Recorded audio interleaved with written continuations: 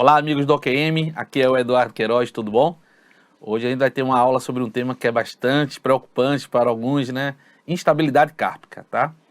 Um dos temas mais difíceis que a gente tem para a prova do TOT e que os alunos mais têm dificuldade quando vão ler e entender, tá? Particularmente eu adoro esse tema, é um dos melhores temas que eu gosto mais de apresentar aula, um dos temas que eu gosto mais de estudar, porque é um tema desafiador. E quem torce para o Náutico como eu, a gente gosta de desafio, né? A gente não tem vida fácil. Então, instabilidade cárpica é um assunto que a gente gosta bastante e que a gente vai tentar explicar para vocês de uma maneira sucinta, simples, que vocês vão conseguir entender, eu prometo. Boa parte da dificuldade do tema de estabilidade cárpica reside em tentar traduzir o que é estabilidade cárpica em palavras, no livro, para o aluno entender. Então, essa aula é muito pertinente para vocês conseguirem compreender de uma maneira espacial como ocorre a instabilidade cárpica. E depois de vocês virem essa aula, aí sim eu sugiro realmente a gente ler de novo no livro e tentar entender o que os autores tentaram explicar. Apesar de ser um tema bastante difícil, um tema, como a gente falou, desafiador, ele é muito perguntado em prova, tá? É um dos temas mais perguntados, principalmente na prova prática, e cai também relativamente frequente na prova teórica, tá?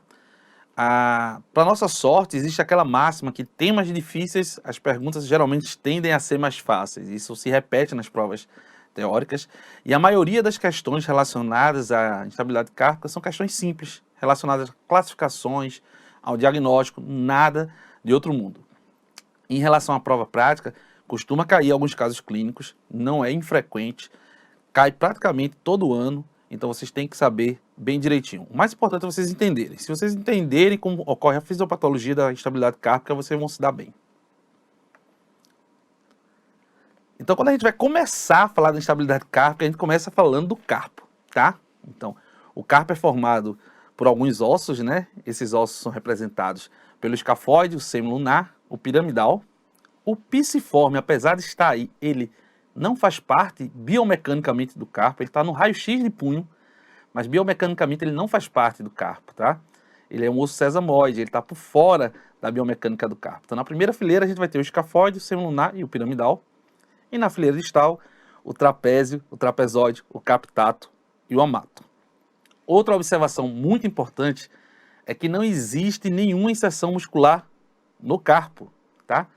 Toda inserção muscular se dá nos metacarpos. Então, ocorre a movimentação dos metacarpos e esse metacarpo, por continuidade, movimenta a fileira distal e a fileira proximal se adapta a essa movimentação da fileira distal. Esse tipo de movimento, que a gente movimenta primeiro a parte distal e depois tem uma adaptação da parte proximal, a gente chama de movimentação intercalar, tá bom? Então, quando a gente diz que o carpo tem uma movimentação intercalar, a gente está dizendo isso. Primeiro a fileira distal se move e depois a fileira proximal se adapta, tá bom? Outro ponto importante é que no carpo, a quantidade de força que é passada é mais ou menos 10 vezes a quantidade de força que a gente coloca na mão. Então, se a gente coloca uma força de 10 newtons na mão, ela vai passar em 100 newtons no carpo. Isso é importante porque pequenas deformidades, pequenas alterações anatômicas do carpo levam a um grande problema, porque a gente vai ter uma carga muito grande em um espaço pequeno, e aí predispõe a ter artrose.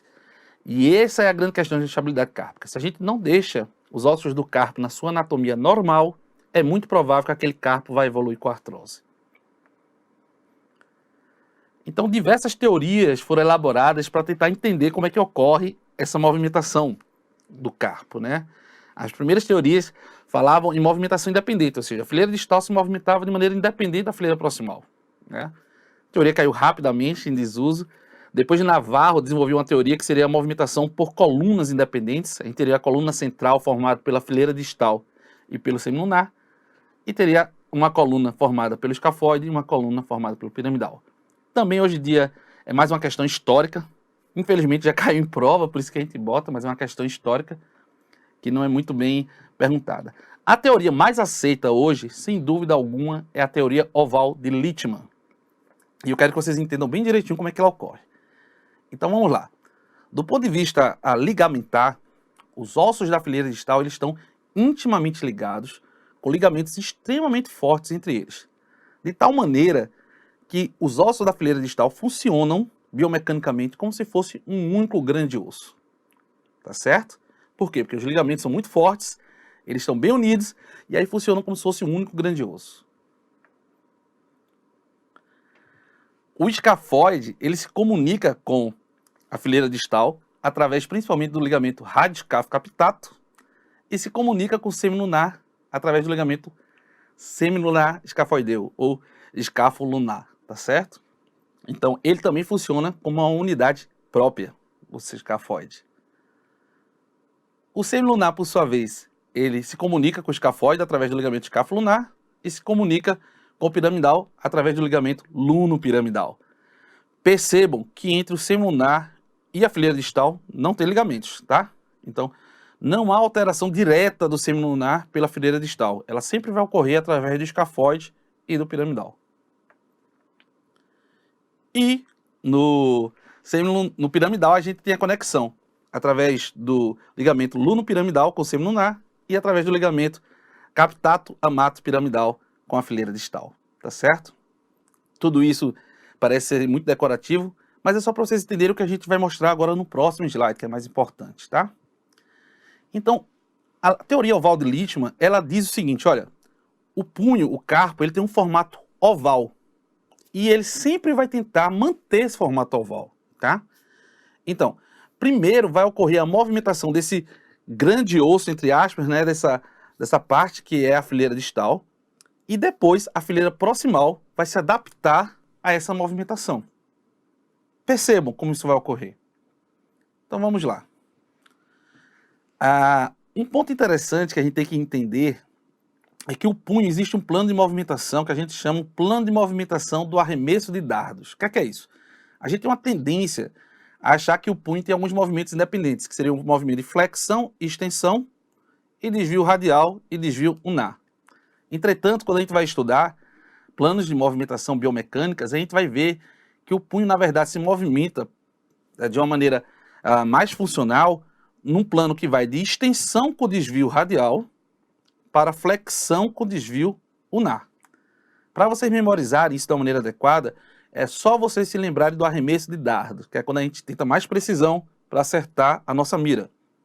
Então, quando a gente vai arremessar um dardo, a gente sai de um movimento de extensão com desvio radial e a gente chega no movimento de flexão com desvio ulnar. Isso quer dizer o que para a gente? Toda vez que a gente estende o punho, a gente desvia um pouco ele radialmente. E toda vez que a gente flexiona o punho, a gente flexiona ele com um certo desvio ulnar. Essa é a movimentação normal, essa é a movimentação funcional do nosso punho, tá? Então vamos começar a entender, relembrar como é que ocorre, tá? Então vamos começar a entender da seguinte maneira. Veja bem, quando a gente pega o punho da gente e faz uma flexão com desvio ulnar, perfeito? Quem primeiro vai se movimentar? Lembre-se, os músculos eles se inserem nos metacarpos, né? Então os metacarpos vão se movimentar fazendo o quê? Uma flexão com desvio ulnar. Perfeito? Então, os metacarpos vão levar a fileira distal nesse mesmo sentido, fazendo flexão com desvio ulnar. Tá certo? E a fileira proximal, para ela manter o formato oval, ela vai fazer justamente o movimento oposto. Extensão com desvio radial. Entenderam? Então, percebam. Se a gente pega uma mão que está fletida com desvio ulnar, primeiro vai se movimentar os metacarpos vão levar a fileira distal no mesmo sentido, em flexão com desvio ulnar. E a fileira proximal vai seguir justamente no sentido oposto para manter o formato oval, extensão com desvio radial. Perceberam? Além disso, a fileira proximal ela não se movimenta muito bem desviando ulnar e desviando radial, então ela compensa muito mais fazendo extensão e flexão. Isso quer dizer o que para a gente? Quando a gente faz flexão com desvio ulnar, a fileira distal vai fazer extensão com desvio radial, mas ela faz muito mais extensão do que o desvio radial em si, tá? Por isso que aquele seu staff, quando você tem uma suspeita de fratura do escafoide, ele pede para você fazer um raio-x em PA com desvio ulnar. Por quê? Porque se eu faço o raio-x em PA, com desvio NAR. Isso significa que a fileira proximal vai fazer flexão com desvio NAR e a fileira distal vai fazer flexão com desvio NAR e a fileira proximal, que está o escafoide, vai ficar estendida. E aí você observa o escafoide bem bonito, né? O escafoide estendido, você consegue ver ele de uma maneira bem interessante. Tá certo? Beleza? Então vamos lá. Então, eu vou repetir várias vezes isso, porque é uma técnica de aprendizado, uma técnica de ensino, para vocês entenderem por osmose mesmo, tá? Então vamos lá. Se eu faço flexão com desvio NAR, o que é que vai acontecer? Primeiro vai se movimentar a fileira distal em flexão com desvio NAR, e depois a fileira proximal vai fazer o sentido oposto, extensão com desvio radial. Perfeito? Vamos lá. Agora a gente está fazendo o movimento oposto. Percebam, a gente está fazendo extensão com desvio radial. No momento que eu faço extensão com desvio radial, primeiro eu vou movimentar quem? Primeiro eu vou movimentar a fileira distal. E ela vai fazer o quê? Extensão com desvio radial. A fileira proximal, por sua vez, para manter o sentido oval do carpo, vai fazer o movimento oposto. Flexão com desvio unar. Como ela não se movimenta muito unar e radial, então ela faz muito mais do que flexão. Percebam como o escafoide fica fletido quando a gente faz esse movimento. Esse é um ponto crucial para vocês entenderem estabilidade cárpica. Se vocês entenderam bem esse movimento do carpo, vai ficar muito mais fácil de vocês entenderem. Tá certo? Vamos lá. Então, mais uma vez para o aprendizado da osmose, a gente começa fazendo extensão com desvio radial. Quem primeiro vai se movimentar? Os metacarpos, que é onde ocorre a inserção, e ele vai levar a fileira distal, também em extensão com desvio radial. A fileira proximal, por sua vez, vai fletir e desviar o NAR. Por isso que o escafoide aparece fletido aí na foto, tá ok? Então, entendido como é a movimentação normal do punho, do carpo, é um ponto importante. Se você não entendeu bem, é bom voltar e entender bem essa parte. A gente vai falar agora dos mecanismos de trauma. Como é que ocorre o trauma nessa região do carpo, tá? Então, há muito tempo atrás, um rapaz muito esperto chamado Mayfield, ele simulou em cadáveres como é que ocorreria essas lesões do carpo. E ele conseguiu demonstrar que, dependendo da magnitude do trauma, existe uma ordem direta de lesão, tá? Primeiro ocorre uma lesão entre o escafoide e o semilunar, depois ocorre uma pressão da fileira distal sobre a fileira proximal. Lembre-se que entre o captato e o semilunar não tem ligamento, então não tem lesão, na verdade é uma pressão que ocorre. No tempo 3 seria uma lesão entre o semilunar e o piramidal, e no tempo 4 seria a lesão dos ligamentos radiocarpais, antebráquio-carpais, né? Seria o último estágio da lesão. Claro que você também pode ter uma lesão por mecanismo direto. Você sofreu um acidente, por exemplo, com uma arma branca, uma faca, e direto naquele ligamento e lesar. Mas é muito mais raro. A imensa maioria das lesões ligamentares funcionam como? Há uma queda com um punho em hiperextensão, e aí, dependendo da magnitude do trauma, a gente vai ter os 4 estágios de Mayfield. 1 entre o escafoide semilunar, 2 a pressão da fileira distal sobre a fileira proximal, 3 entre o semilunar e o piramidal, e 4 entre o antebraço e o carpo. Perfeito? Mas Mayfield conseguiu mostrar que não necessariamente esse arco ele é pequenininho assim, só pegando a parte ligamentar. A gente pode ter um arco maior. Então a gente teria as lesões do pequeno arco, que seriam as lesões puramente ligamentares, né? A gente teria essas lesões aqui do pequeno arco. E as lesões do grande arco, quando a gente tem fraturas no lugar de lesões ligamentares. E não necessariamente precisa ser um círculo perfeito, pode ser algo elipsado, assim como ocorre nesse grande arco. Então, o tempo 1 agora, por exemplo, você perceba que não é mais a lesão entre o ligamento escáfo-semilunar, é a fratura do escafoide, tá certo? Então, a fratura da cintura do escafoide, ela também é o tempo 1 de Mayfield, tá bom? E aí, a gente, quando tem fraturas, a gente diz que a gente tem a lesão do grande arco. Quando a gente só tem lesão ligamentar, a gente tem as lesões do pequeno arco. Clinicamente, como é que a gente vai perceber a instabilidade cárpica? Na instabilidade cárpica, a gente vai ter dor, o paciente vai sentir dor na movimentação do punho. pode ter pequenos estalidos, ele pode dizer, olha, eu ouvi um clique quando eu caí, tá certo? Quando é um movimento faz um certo clique, isso também pode acontecer.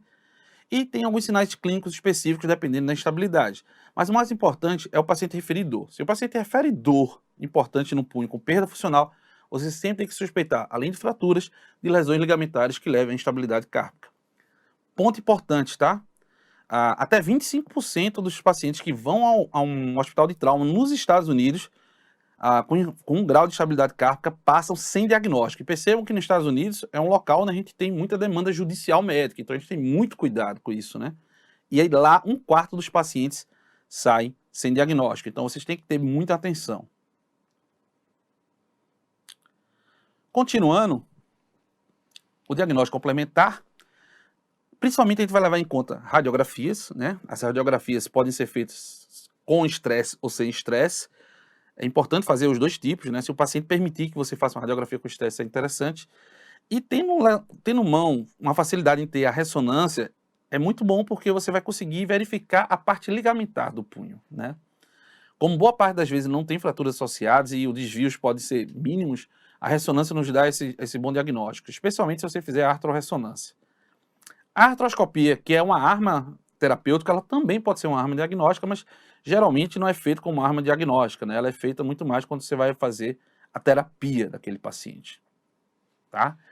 Então, o importante é a gente saber, e essa é uma coisa que é muito perguntada no TOT, tá? Atenção bastante a essa parte, é saber como vai ser as alterações radiográficas na estabilidade cárpica. Então, para entender como serão as alterações radiográficas, a gente tem que entender como seria a radiografia normal do punho, né? Então, primeiro ponto, a radiografia em PA, como é que seria o normal, tá? Então, a primeira coisa que a gente tem que observar na radiografia em PA seriam os espaços entre os ossos do carpo. O normal é esses ossos do carpo terem um espaço de até aproximadamente 2 milímetros, tá certo? Um outro ponto que a gente tem importância são os chamados arcos de Guilula, tá? São esses arcos que seriam, entre aspas, formando como se fosse arcos de Shenton no punho, né? Esses arcos mantêm um paralelismo importante, né? A gente tem o primeiro arco de Guilula na parte proximal da fileira proximal, o segundo arco na parte distal da fileira proximal e o terceiro arco na parte proximal da fileira distal. Esses três arcos vão manter um certo paralelismo na radiografia normal do punho. Além disso, a gente também tem o chamado índice carpal, né? Que eu vou mostrar já já para vocês. Aí os arcos de Guilula numa radiografia mostrando o paralelismo que ocorre entre eles, tá bom?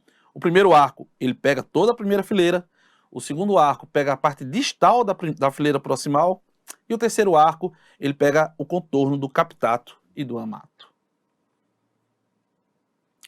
O índice carpal é isso daí, tá? O punho, o carpo, ele deve medir aproximadamente metade do terceiro metacarpo, tá? Se vocês pegarem a literatura, alguns vão dizer que o índice carpal é meio, e outros vão dizer que o índice carpal é 2, tá? Depende de como esse índice carpal for medido. Se você medir o terceiro meta dividido pelo carpo, é para dar 2. Se você dividir o carpo pelo terceiro meta, é para dar meio. Então vocês têm que entender que o punho tem que ter mais ou menos a metade do terceiro meta. Se tiver menos, significa que a gente tem um colapso do punho. Alguma coisa está errada, tá bom? E aí a gente vai ver radiografias com PA em alteração, tá? Em AP ou PA com alteração. Percebam, vocês ainda não sabem o que é isso, tá? Não é para saber, olha, eu não sei se isso é DISE, se isso é VISE, não é para você saber nesse momento. Mas você consegue perceber que alguma coisa está errada. Algo está estranho, não é verdade? Por quê? Percebam, aqui a gente vai ter um aumento do espaço, maior do que 2 milímetros, tá bom? E aqui, se a gente tentar traçar os arcos de Guilula, não vai ter aquele paralelismo que a gente gostaria que tivesse, ó. O semilunar aqui, ó, tá assim, tá vendo? Então a gente não tem um paralelismo, nem a gente vai ter aqui o espaço como é para ser, até 2 milímetros, tá ok? Então, aí a gente já suspeita que algo está errado, tá bom? Se a gente tiver a oportunidade de fazer uma radiografia com distração, melhor ainda, mas isso fazer na emergência é muito raro, o paciente está com dor, né? É muito difícil, mas fica muito mais fácil da gente perceber que os arcos de Guilula não têm aquele paralelismo que deveriam ter, tá bom? E no perfil? Como seria a radiografia normal, né? Então, a primeira coisa que a gente deve fazer a medição, né, mensurar no perfil, seria o chamado ângulo escáfolo lunar, tá? Muito perguntado na prova prática, especialmente naquela prova prática que a gente vai ver habilidade no primeiro item para você medir o ângulo escáfolo lunar. Super importante vocês memorizarem isso daí, tá? Como é que a gente mede o ângulo entre o escafóide e o semilunar? Primeira coisa é tentar identificar os chamados chifrezinhos do semilunar, tá bom? Identificou esses chifrezinhos, você une esses dois pontos e aí você vai traçar uma perpendicular a esses dois pontos. Perfeito?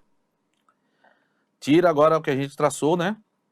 E agora a gente vai pegar o maior eixo do escafóide, tá bom? Então, ó, o maior eixo do escafóide é esse daqui. E a gente vai unir esses dois pontos. Pronto. O encontro dessas duas retas, a gente tem a medição do ângulo escáfolo lunar. O normal é que essa medição fique em torno entre 30 e 60 graus, tá certo? Se tiver mais do que 60 e menos do que 30, é um indicativo, uma suspeita de instabilidade cárpica. Outro ponto importante é o chamado ângulo captato lunar. Esse ângulo, na verdade, é uma reta, tá, pessoal? Aproximadamente em torno de zero. O semilunar, o captato e o terceiro metacarpo, eles funcionam em linha reta. Então, quando a gente percebe que não há uma alteração, que a gente consegue medir uma angulação entre eles, também é uma forte suspeita de instabilidade. O normal é que se aproxime do zero a angulação, abaixo de 20 graus, se a gente traçar um ângulo entre o semilunar e o captato e o terceiro meta. É o chamado ângulo capítulo lunar, tá certo? O captato lunar. E outro ponto importante é o chamado contorno de Talenísky. Esse seria o arco de Guilula no perfil, tá? Se a gente fizer um contorno do escafóide passando pela parte distal anterior do rádio, a gente vai ter um arco de Shenton, mais uma vez no punho, no seu perfil. É o chamado contorno de Talenísky. Então, percebam, esses são os pontos a se pesquisar no perfil. A gente aprendeu os pontos a se pesquisar no AP. No AP tem que ter uma distância menor do que 2 milímetros, tem que ter os arcos de Guilula em paralelismo, né? Já no perfil, a gente tem que ter o ângulo escáfolo lunar entre 30 e 60 graus, o capítulo lunar formando uma reta abaixo de 20 graus e tem que ter o contorno Talenísky como se fosse um U, um arco de Shenton bem bonitinho.